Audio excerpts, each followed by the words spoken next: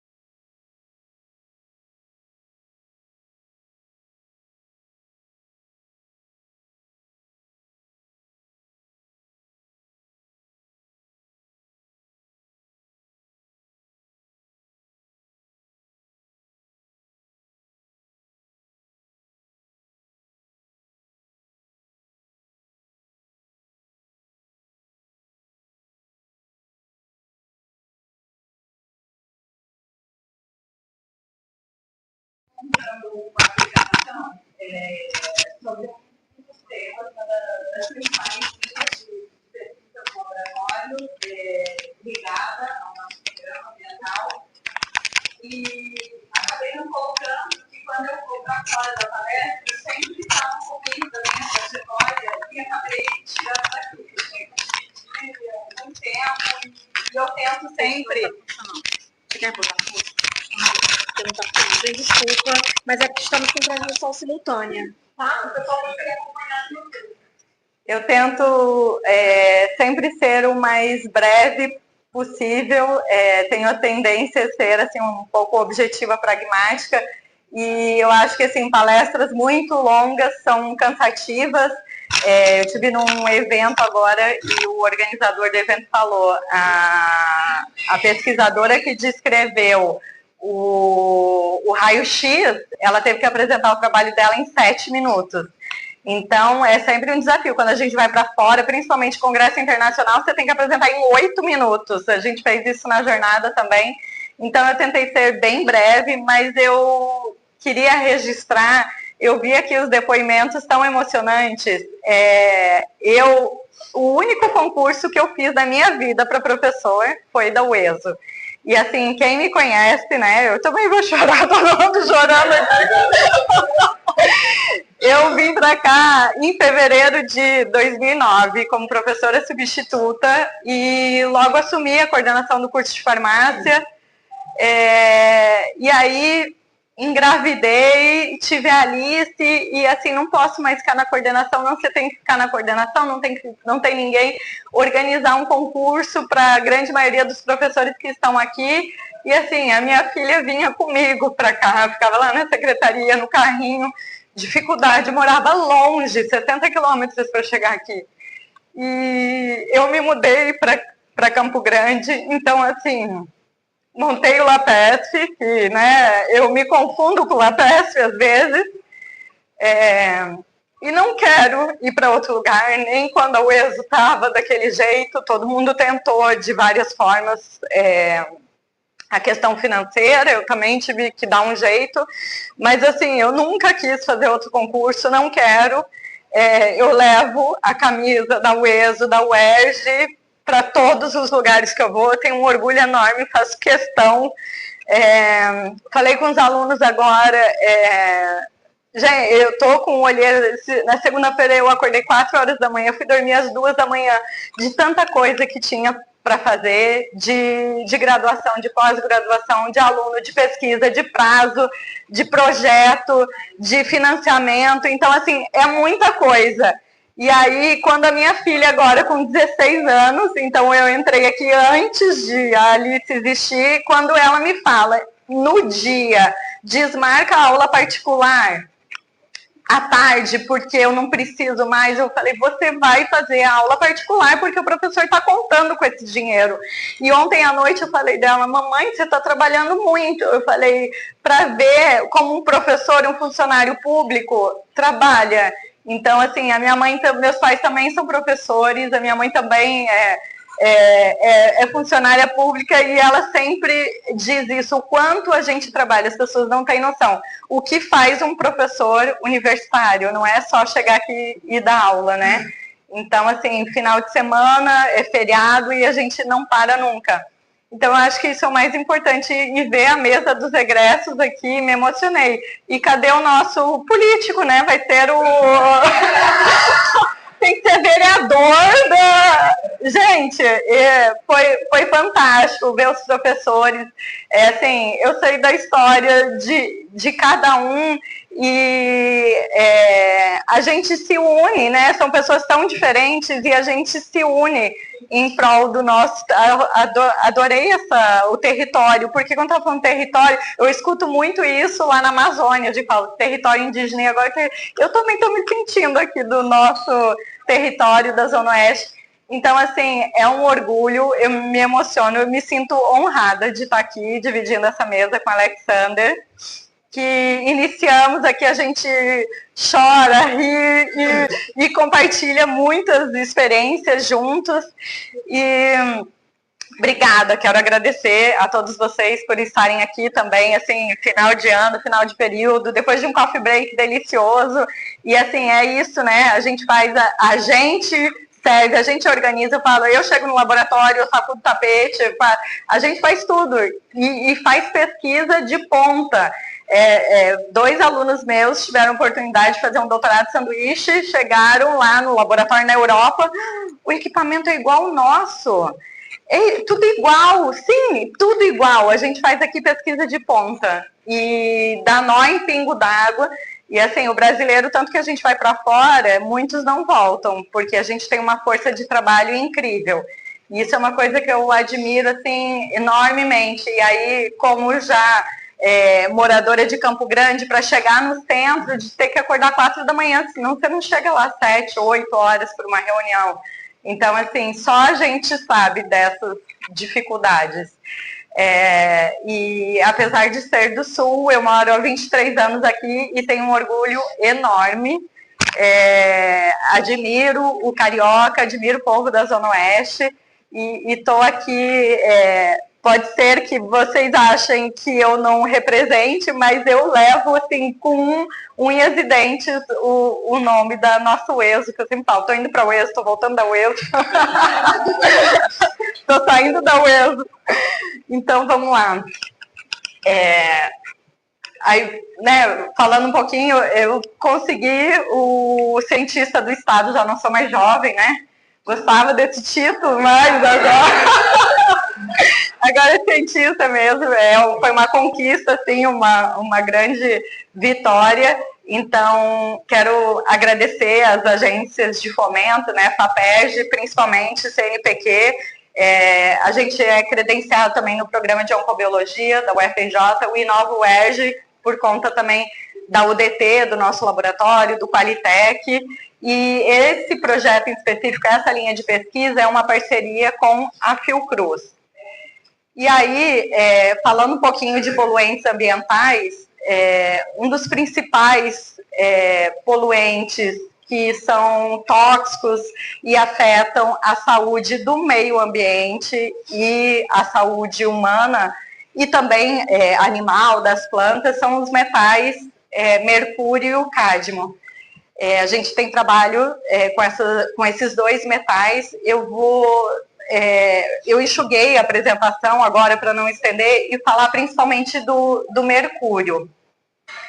Em 2018, o Brasil fez parte, então, da Convenção Internacional de Minamata para o Combate do Mercúrio, fez um plano setorial em 2020 para tentar combater todas as emissões, né, que tem envolvimento humano, porque o mercúrio também é liberado de queimadas, e aqui no Brasil a gente tem um problema crônico e antigo já em relação ao mercúrio. Não sei se vocês conseguem identificar onde ficam da onde essas fotos reais. Vocês conseguem ter ideia de onde seja isso?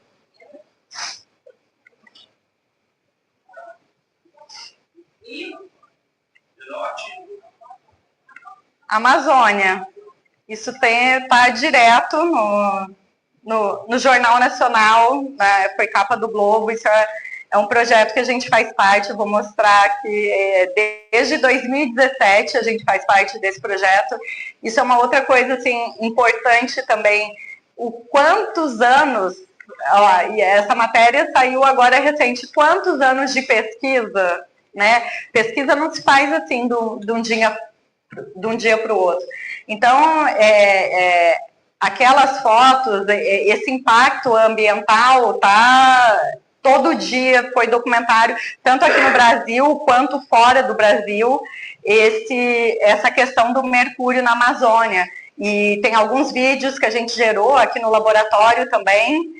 E o interesse econômico em relação ao ouro é fortíssimo, né? Não só o ouro que a gente usa de joia, mas a bateria do nosso computador, dos celulares.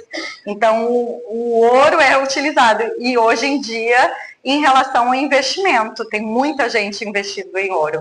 E tem vários locais que tentam legalizar o ouro que é retirado de forma ilegal aqui do Brasil para Rolex, para HSTER, para as grandes, para Vivara e entre outras. A gente tem uma literatura enorme, o quanto o garimpo ilegal de ouro na Amazônia traz, né? Esse livro eu tive a oportunidade de fazer parte de um capítulo, né? Como isso é um crime, como contamina o ambiente, a saúde, como traz morte para a população. Para vocês terem uma ideia, quando eu fui para o trabalho de campo nos Yanomamis, um lugar super isolado, assim, que a gente levou dias para chegar lá, como se fosse uma ilha isolada, o dia inteiro, na época, governo Bolsonaro, o dia inteiro passando aviãozinho de pequeno porte com ouro, de garimpeiro. Então, assim, uma região que ficou esquecida, né? O governo antigo não queria saber, essa população ficou, então, abandonada. E aí, essa foto retrata, né, a Amazônia e as terras indígenas aqui, os locais que têm maior número de garimpo, e o número de garimpos, isso assim, o que consegue mapear, fora como são clandestinos, a gente não tem esse mapeamento. Então, nessas terras indígenas é onde tem o maior número de garimpos ilegais, é onde a gente fez o nosso trabalho de campo. E por que a questão do mercúrio, né? Ele sai tanto de queimadas, que também acontece, né, para explorar madeira, mas a principal contaminação que está acontecendo hoje lá na Amazônia é que o garimpo ilegal, ele usa uma quantidade enorme de mercúrio, porque o mercúrio ele forma uma liga metálica com ouro, então fica fácil de você identificar e separar. Isso é feito de forma artesanal. E esse mercúrio é despejado no rio, e aí as bactérias, né, as plantas, os peixes menores se alimentam dessas plantas, dessas bactérias, e os peixes maiores, que são os que a gente mais gosta de comer, o mercúrio ele fica então na carne do peixe, que é o que a gente come, e a principal base de alimentação dos indígenas é o pescado. Então, não só peixes, qualquer pescado. E não só os indígenas, mas a gente também que consome peixe também pode estar contaminado com mercúrio.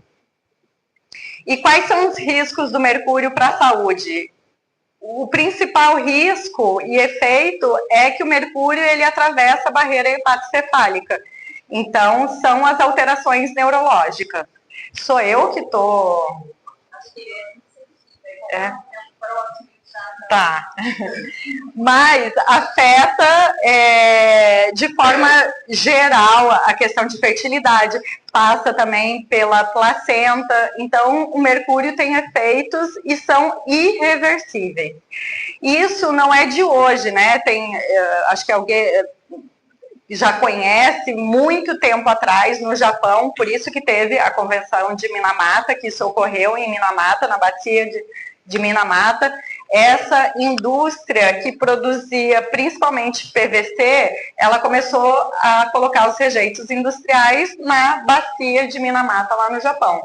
E depois de um tempo, os peixes começaram a morrer, os gatos começaram a ter alterações neurológicas, a morrer, e aí começou uma epidemia desconhecida. As crianças chegavam principalmente de família de pescadores,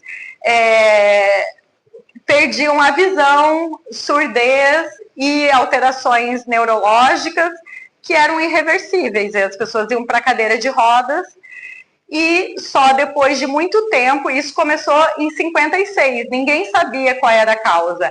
Em 60, essa empresa estava produzindo mais de 45 mil toneladas de PVC, a empresa estava riquíssima e depositando os rejeitos na Bahia. Só em 73 que a empresa foi condenada, depois ocorreu a despoluição dessa Bahia. Em 2013 fizeram a Convenção da Minamata, que para o mundo todo, para evitar esse uso de mercúrio, que é utilizado até hoje, 2025, de forma indiscriminada aqui no Brasil, na Amazônia. Então, eu recomendo esse documentário que foi feito no primeiro trabalho de campo da equipe da Fiocruz. E mostra, né, o trabalho, as amostras que foram coletadas, que foram trazidas aqui para o nosso laboratório, e faz uma... eu acho que está no Globoplay, talvez também no Netflix tem que colocar. A gente já assistiu tantas vezes por conta do grupo, que agora eu não sei, mas eu vou olhar depois. E aí, esse documentário mostra um pouco o trabalho lá no Japão e mostra a nossa realidade aqui na Amazônia. E essas figuras aqui embaixo são lá do Japão. E aí eu trouxe figuras aqui dos nossos indígenas. E aí, tem algum médico aqui na sala? Alguém que é médico? Eu acho que a gente não precisa ser médico, doutor, em nada para ver semelhanças nessas fotos, né? Então, isso reflete muito bem o que já aconteceu, que não foi ontem. Está acontecendo aqui e ninguém está fazendo nada, né? De governantes. O plano setorial 2020, e assim, no apagar das luzes, fizeram um projeto de CNPq que tinha que gastar o dinheiro em um mês para, assim, fiz antes do governo acabar. Então, assim, isso ainda, a gente continua com trabalhos lá, saiu na mídia, inclusive, sobre o documentário, sobre essas crianças, voltaram lá. Então, assim, a situação... E começou também, o povo Munduruku é o povo que mais solicita a cadeira de rodas. E por isso que começou. Por que pedindo tanta cadeira de rodas? Por conta do mercúrio que está sendo utilizado lá. Essas crianças, esses indígenas estão todos contaminados. E aí, aonde entra o nosso laboratório, onde entra a professora Jamila, falando um pouquinho de toxicologia, de toxicogenética, a doença, né, a doença de Minamata, que é o exemplo aqui, Depende, obviamente, da exposição. Quanto mais exposto, mais doença. Quanto mais exposto, maior a quantidade de mercúrio, né, no corpo. Mas isso também tem um componente genético que vai influenciar. Por que tem pessoas, às vezes, todo mundo da mesma aldeia, por que tem gente que já está na cadeira de rodas, tem gente... Porque, assim, está todo mundo exposto. Algumas pessoas já adoeceram e outras não. E todas consomem o mesmo alimento. Então, tem um componente genético também, que é o que o nosso grupo vem trabalhando para identificar. E aí, né, nosso genoma humano tem 3 bilhões de pares de base, 99% não muda, o 1% que varia já é suficiente para que nós sejamos tão diferentes uns dos outros, ainda bem, né? E adoro mostrar esse quadro da Tarsila do Amaral, que reflete bem a nossa população. Essas informações do nosso DNA têm sido interesse, né, do mundo dos negócios, não só a capa da Nature, da Science, mas hoje em dia você coloca no Google teste genético, aparece teste para tudo, a dieta perfeita com base no seu DNA. Quem já não viu isso? Para tudo, e tem preço para desempenho esportivo, o que você quiser, tem teste genético. E o que a gente estuda aqui no laboratório são os polimorfismos genéticos, que é o que eu me especializei, trabalho com eles há mais de 20 anos. A gente fez esse trabalho também tentando explicar o que é o polimorfismo genético e qual a vantagem dele. Ele está presente em todas as nossas células. E então a gente nasce com ele e morre com ele. É o polimorfismo genético que diz se nosso olho é castanho ou é azul, como nós somos, as nossas características, e também a nossa predisposição a doenças, efeito de medicamentos. E no caso, né, desse estudo e outros, o polimorfismo genético ele tem uma vantagem para a questão de coleta. A gente coleta o suave lá no meio da Amazônia, pode ficar fora do gelo, transporta, fica 3 dias para ir, 3 dias para voltar, e a gente consegue fazer essa análise. Então, não precisa de uma biópsia, não precisa de nada invasivo, nem mesmo o sangue. Então, isso é uma vantagem. E a partir dessa amostra de suave, a gente faz a extração do DNA e consegue ver os diferentes genótipos, fenótipos, quem metaboliza mais rapidamente o mercúrio, quem metaboliza mais lentamente, e isso vai influenciar diretamente o desenvolvimento da doença.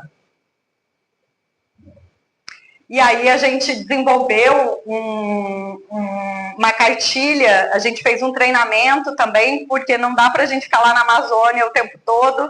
Cada aldeia tem um polo base, tem enfermeiros dos G6. Então a gente fez um treinamento com esses profissionais também, para eles coletarem.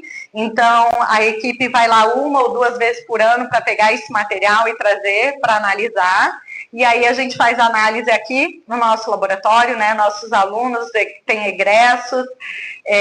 A Jéssica é uma que fez de fármacos, ela fez mestrado, fez doutorado, fez pós-doc e tá agora é nossa bolsista Qualitec, e que o meu braço direito, esquerdo, como a Maiara e o Lucas, que também foram egressos daqui e continuam trabalhando. E a nossa equipe, né, nossos alunos que estão aí, que são fundamentais. Eu falo, nada disso seria possível sem essa equipe, sem as colaborações. Aqui algumas fotos do trabalho de campo, isso foi nos Yanomamis, aqui nos treinamentos, aqui foi com o povo Suruí, então a coleta de cabelo que a gente faz também. E hoje em dia isso, a gente fez também um protocolo para a coleta do cabelo, que é no cabelo que a gente consegue dosar o nível de mercúrio. E essas amostras hoje também, a gente coloca uma mechinha do cabelo dentro do envelope e traz aqui para o laboratório. Então, em parceria com a Fiocruz, eles compraram o equipamento e doaram, está aqui no nosso laboratório. A gente faz um laudo oficial, né? Aqui é a Maiara, que é a responsável por essas análises. É uma análise rápida, o equipamento é caro, a mão de obra é cara, mas a gente faz isso de graça, né? Emite o laudo para esse projeto e isso entra no Registro Nacional de Intoxicação por Mercúrio, a partir desse laudo que a gente emite. Então, hoje a gente faz tanto análise genética quanto análise do mercúrio aqui. Aqui a equipe, um pouco, né, do trabalho de campo, alguns. A gente fez dessa parte genética um levantamento, esse é um projeto que a gente ganhou do CNPq, que eles deram no apagar das luzes, não deu nem tempo de gastar o dinheiro, mas eu fiz o trabalho, nem para pagar o artigo, eu tive que devolver todo o dinheiro, não podia gastar, que já tinha passado o tempo. A gente fez um levantamento das alterações genéticas envolvidas com o metabolismo do mercúrio, com a toxicocinética, e esses polimorfismos genéticos, eles são uma realidade hoje para várias áreas, principalmente para a área de oncologia. Então, para determinar o diagnóstico, prever um prognóstico, para mapear risco de doença e para farmacogenética, o tratamento personalizado. Que a minha formação toda foi com farmacogenética, né? Como eu trabalhei 10 anos no INCA, fiz o mestrado e doutorado nessa área, e o polimorfismo que a gente avalia é a troca de um único nucleotídeo no nosso DNA, que isso já vai influenciar a pessoa ter maior ou menor nível de mercúrio e, consequentemente, maior ou menor predisposição para a doença. Essas alterações genéticas trazem um novo paradigma para o tratamento. Acho que todo mundo aqui conhece alguém, ou que, não posso tomar dipirona porque eu tenho alergia, não posso... Então, isso é a farmacogenética, né? Por que os medicamentos não funcionam da mesma forma para todo mundo? E no caso da oncologia, os quimioterápicos são os menos eficazes. Nem os analgésicos, paracetamol, dipirona, nem eles são 100% eficazes. E com essas amostras dos indígenas, existe toda uma literatura comprovando. A gente conseguiu também, esse mapa é legal que mostra aqui as aldeias que a gente já esteve presente. Agora a gente recebeu uma demanda para ir para os Caiapós com a COP, então provavelmente em janeiro vai ter outro trabalho de campo. Esse é o Paulo, que é o coordenador geral do projeto da Fiocruz. Esse foi meu orientador do INCA, a gente continua colaborando até hoje, ele tem mais de 80 anos. Essa foto é recente, é do, sei lá, ano passado. Só anda de escada, isso eu aprendi com ele, só anda de escada também, não pega elevador. E a gente conseguiu mapear também esses marcadores farmacogenéticos nessa população. E tem um dado interessante aqui, que os suruís, 41% não responde ao tratamento para quimioterápicos utilizados para tratamento da leucemia, por exemplo. Isso é um dado assim, super, que a gente conseguiu publicar numa revista de excelência. O mundo inteiro tem esse perfil aqui de, no máximo, 5, 6%, e eles 41%. Então, provavelmente tem um efeito fundador. Uma coisa que eu aprendi com o Paulo também, a questão da devolutiva dos resultados para a comunidade. Então, a gente devolve o laudo, quanto você tem de mercúrio. A gente reuniu com o Almir, que é o responsável pelos suruís, né, o cacique. A gente levou essa informação para eles. Então, isso é extremamente importante, voltar para a população com um resultado. Vou passar aqui, são dados, já vou direcionar aqui para o final. Esse foi um trabalho interessante também, que com essas amostras, isso são marcadores de ancestralidade aqui, ó, para separar as populações. E com essas amostras indígenas, a gente consegue separar populações miscigenadas agora, porque não existe nenhum painel no mundo. Então, essas populações indígenas, elas não têm acesso ao serviço básico de saúde. Imagina acesso a testes genéticos, né? Então, com esse estudo, a gente também está dando oportunidade. E aí eu quero mostrar esse dado aqui interessante. Aqui é só dos Mundurucus, que é a população indígena que mais faz solicitação de cadeiras de rodas. Esse foi o primeiro trabalho que a coleta ocorreu em 2019. Então aqui, ó, são essas 3 aldeias. Os 3 são Mundurucus. Olhem o nível de mercúrio das 3 aldeias, que está relacionado. Quanto maior a bolinha, mais o nível de mercúrio. O nível permitido, o ideal seria 0, né? Porque a gente não tem que ter mercúrio no corpo, mas assim, o limite máximo é de 2. Olha aqui como está essa população. Tem, aqui ó, o mínimo é 1,4, mas todos têm. Não tem ninguém que não tenha mercúrio no corpo. Não, ali é uma média das aldeias, aí é a dispersão da... E aí a gente fez uma avaliação de marcadores genéticos, aqui a gente achou um dado bem interessante em crianças. Tinham 2 crianças, irmãos, nessa aldeia, que tinham alteração genética, olha os níveis de mercúrio, crianças. E assim, com alterações neurológicas já... Então, a gente conseguiu descrever essa alteração genética, a gente mapeou outras alterações também, e acaba que esse foi, né, o doutorado da Maiara, que é a nossa egressa aqui da UESA, que é o trabalho dela com as crianças. Mas por que usar um kit de diagnóstico genético, né, para essa população? Na verdade, assim, como está todo mundo exposto, a gente quer, assim, vamos colocar a máscara de oxigênio primeiro em quem? Tentar identificar pessoas prioritárias para o atendimento. E a primeira medida é você tirar o contato com a exposição. O que essa população vai comer se não tiver o peixe? Então, assim, é uma situação que a gente vê, assim, eu fico arrepiada, porque toda vez que eu vou para lá também a gente volta, assim, gente, tanta bobeira, para que brigar com isso, para que, sabe, as pessoas passando fome, as pessoas comendo alimento contaminado. Então, assim, o que vai fazer? Se não for comer peixe, vai comer o quê? E uma outra medida também é a questão da castanha, que tem selênio, que também ajuda, também é recomendado, né? Acho que todo nutricionista sempre recomenda. Tem que comer 2, né? Não comer o saco inteiro, mas também é uma recomendação. E a nossa ideia, a gente faz análise genética para várias doenças, a gente recebe amostras de vários centros, do INCA, do INTO, da Fiocruz, do Moncorvo, dos servidores da Lagoa. Então, a gente está desenvolvendo laudos genéticos e a ideia é fazer também para populações expostas.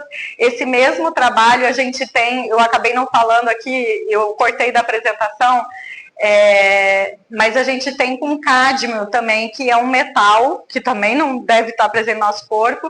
A gente recebe amostras aqui de Volta Redonda de moradores de um condomínio que foi construído em cima de um lixão de rejeito industrial da maior indústria siderúrgica de Volta Redonda. Não precisa falar o nome. O sindicato ganhou isso da indústria. A indústria falou, vou dar para vocês construírem um condomínio aí. E aí eles estão com níveis de metais altíssimos, mercúrio, cádmio, e a gente também, a análise genética é feita aqui no nosso laboratório, a gente também tem as amostras, tem um outro trabalho também da área ambiental. E aí quis fechar assim com isso, a Eide falou, né, a questão de saúde única. Em algum momento entenderam que eu não fazia parte do programa de ambiental, me descredenciaram e depois, com a saúde única, eu voltei para o programa. Então, desde 2013 eu faço parte do programa de saúde pública e meio ambiente lá da Fiocruz, e que não tem como separar, né? Hoje, agora com esse conceito, graças a Deus, é difícil as pessoas entenderem, né? Que não tem como ter saúde, a gente pensa que saúde é só da pessoa. Se não tiver a saúde do que a gente come, dos animais, do ambiente, então está tudo integrado. Às vezes a genética fala mais, às vezes é o ambiente que fala mais. E aí, quero registrar que a nossa equipe tem um orgulho enorme. Minha aluna Sabrina defendeu hoje de manhã, ela é uma advogada desse programa, não sei se alguém estudou aqui com ela, e que, assim, chegou cheia de ideias. Na qualificação ela deu, né, uma desanimada, e o quanto ela agregou para o nosso laboratório, com a experiência dela. E assim, eu tenho um orgulho enorme dessa equipe, dessa instituição, desse programa. Como eu falei, é uma honra estar aqui, deixar os vídeos e aqui o Instagram do nosso laboratório, o site do... Obrigada!